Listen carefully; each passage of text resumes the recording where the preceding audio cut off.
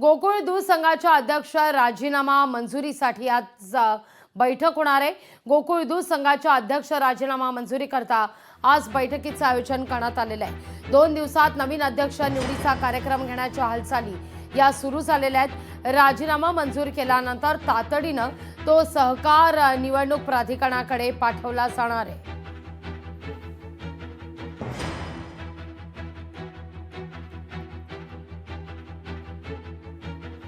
गोकुळ दूध संघाच्या अध्यक्ष राजीनामा मंजुरी करता आज बैठक होणार आहे।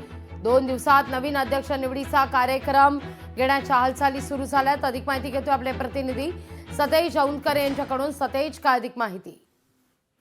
लागवी आपल्याला माहिती आहे की कोल्हापूरचा गोकुळ दूध संघ हा राज्यातला एकमेव सहकारी दूध संघ आहे की जो नावारूपाला आलेला आहे। आणि त्याच गोकुळ दूध संघाचे अध्यक्ष जे आहेत ते अरुण डोंगरे होते आणि त्यांचा राजीनामा आहे तो मंजुरीसाठी आज संचालक मंडळाची बैठक होत आहे। साधारणतः 11 वाजता गोकुळच्या जे प्रशासकीय इमारत आहे त्या ठिकाणी ही बैठक आहे ती पार पडणार आहे।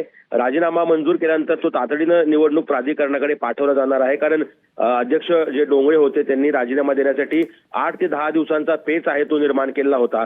अखेर वैद्यकीय शिक्षण मंत्री हसन मुश्रीफ आणि आमदार सतेज पाटील यांनी खरं तर त्याची मनधरणी आहे ती केली आणि त्यानंतर राजीनामा देण्यावरती डोंगरे यांनी ठाम झाले आणि मंगळवारी त्यांनी राजीनामा दिला।